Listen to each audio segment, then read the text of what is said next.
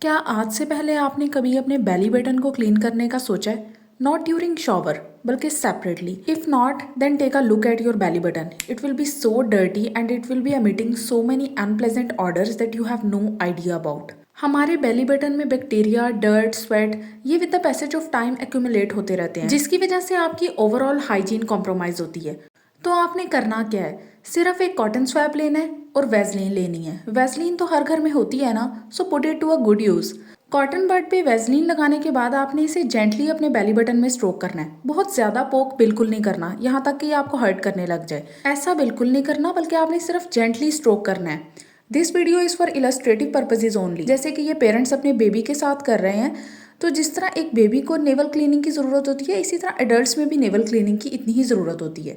The next thing you need to do with a cotton bud and Vaseline is to clean behind your ears. आप अपने years के behind check करें. अगर आप इसको properly clean नहीं करते ना, तो आपके ईयर्स के पीछे बहुत ज़्यादा क्रस्ट जमा हो जाती है with the passage of time, dirt की वजह से और बैक्टीरियाज की वजह से, क्योंकि ये वो जगह है जहाँ पे नॉर्मली हमारा हाथ नहीं जाता. तो आपने वही काम करना है कि कॉटन बड पे थोड़ी सी वेजलीन अप्लाई करके अपने ईयर्स के बिहाइंड भी इसको अच्छे से रब करना है, यहाँ तक कि आपका कॉटन स्वैप कम्प्लीटली क्लीन आए. लेकिन यही अगर आप नमाज पढ़ते हैं ना 5 वक्त, तो आपके ईयर्स के बिहाइंड कभी भी डर्ट और बैक्टीरिया अक्यूमुलेट नहीं होते. Okay, the next thing is why and how to clean brushes. आपने कभी आज से पहले अपने ब्रश को क्लीन करने का सोचा है? ये देखें, इसको भी क्लीन किए 1 महीना भी नहीं गुजरा और कितना ज़्यादा डर्टी हो रहा है. सबसे ज़्यादा प्रेफरेबल चीज़ तो ये है कि आप 6 मंथ्स के बाद अपना ब्रश चेंज कर लिया करें. लेकिन अगर आप ऐसा अफोर्ड नहीं करते, तो एटलीस्ट अपने ब्रश को प्रॉपरली क्लीन ज़रूर किया करें, क्योंकि ऐसा ना करने से ना आपका ब्रेकेज बहुत इंक्रीज होगा. और दूसरा, dirty brush always becomes a breeding ground for bacteria and fungus. जब आप नहीं साफ करते ना अपने ब्रश को, तो आपकी स्कैल्प इन्फेक्शंस होने का खतरा बहुत ज़्यादा बढ़ जाता है. और जबकि इसको क्लीन करना बहुत ही ईजी है. आपने कोई हैंड वॉश ले लेना है. अगर हैंड वॉश नहीं है तो शैम्पू यूज़ करें, और अगर शैम्पू भी अवेलेबल नहीं है तो टूथपेस्ट यूज़ करें. आपने हैंड वॉश को डायरेक्टली ब्रश पे स्प्रे करके उसके बाद किसी भी और टूथब्रश से उसको अच्छे से क्लीन कर लेना है. अच्छे से रबिंग करनी है, यहाँ तक कि फाइनल डर्ट के पीसीज भी बाहर आ जाएं. आपका brush as clean as new होना चाहिए, just like this. Now it is good to use. आप इसको ईजिली यूज़ कर सकती हैं. आपको स्कैल्प इन्फेक्शन का खतरा भी नहीं होगा, और ना ही आपके बाल डर्टी होंगे, ना ही ग्रीजी होंगे. आपको पता है, इस चीज़ को अपनी रूटीन में लाने से ना आपको अपने बालों में सिग्निफिकेंट डिफरेंस नजर आएगा. आपका हेयर ब्रेकेज भी कम हो जाएगा और फ्रिज भी रिड्यूस होगा. Next is always use separate towels. बहुत ज़्यादा लोग मेरे से कमेंट्स में पूछते हैं कि एक्नी है, एक्नी के लिए कोई सोल्यूशन बताएं, एक्नी को कैसे प्रिवेंट किया जाए, और एक्नी के लिए मेडिसिन बताएं. इसका सबसे बेहतरीन हल ये है कि आप सबसे पहले ना अपने टॉवल सेपरेट करें. आपका फेस टॉवल आपके हैंड टॉवल से डिफरेंट होना चाहिए. जो चीज़ आपने अपने फेस पे यूज़ करनी है ना, वो आपने अपनी बाकी बॉडी को नहीं टच होना. अगर ज़्यादा टॉवल्स नहीं है तो एक टॉवल को ऐसे हैंग करें कि उसकी बैक साइड जो है वो फेस के लिए रखें, और जो फ्रंट साइड है वो अपने हैंड वॉश के लिए रखें. क्योंकि हैंड से जितने भी बैक्टीरिया और डर्ट रिमूव होती है ना, वो इवेंचुअली आपके फेस पे आती है और एक्नी का बाइस बनती है. और दूसरा, सेपरेट टॉवल्स यूज़ करने से घर में एक इन्फेक्शन जो एक बंदे को होती है वो सबको नहीं ट्रांसफ़र होती. तो इस चीज़ का आपने लाजमी ख्याल करना है.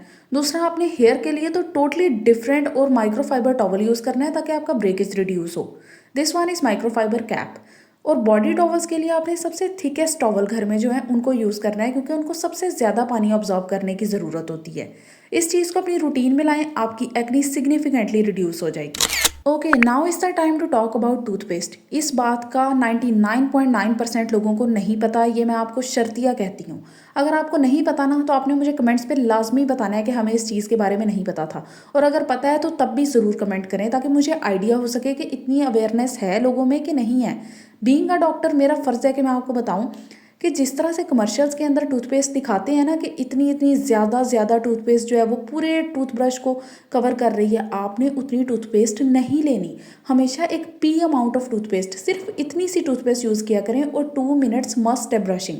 एक तो ये कॉस्ट इफेक्टिव है. जितनी कम आप टूथपेस्ट यूज़ करेंगे उतनी ही कम आपको खरीदनी पड़ेगी. दूसरा, ज़्यादा टूथपेस्ट यूज़ करने से आपकी बॉडी में फ्लोराइड कंटेंट ज़्यादा जाता है, जिसकी वजह से टीथ डिस्कलरेशन होने का खतरा बहुत ज़्यादा होता है, खासतौर पे बच्चों में. This is what I am talking about. इतनी ज़्यादा टूथपेस्ट आपने कभी भी यूज़ नहीं करनी. कमर्शियल्स में तो उनका मकसद ही ये होता है कि जितनी ज़्यादा क्वांटिटी वो आपको दिखाएंगे, आप उतनी ही ज़्यादा क्वांटिटी यूज़ करेंगे और उतनी ही दफ़ा उनकी प्रोडक्ट खरीदेंगे. मतलब उनके लिए ये हर तरह से बेनिफिशियल है, लेकिन आपके लिए नहीं है. इसलिए इस चीज़ के ऊपर आपने एक्टिवली परफॉर्म करना है, और बच्चों को भी इतनी ज़्यादा टूथपेस्ट नहीं यूज़ करने देनी. It can lead to dental fluorosis. Okay, last but not the least, hand versus body soap.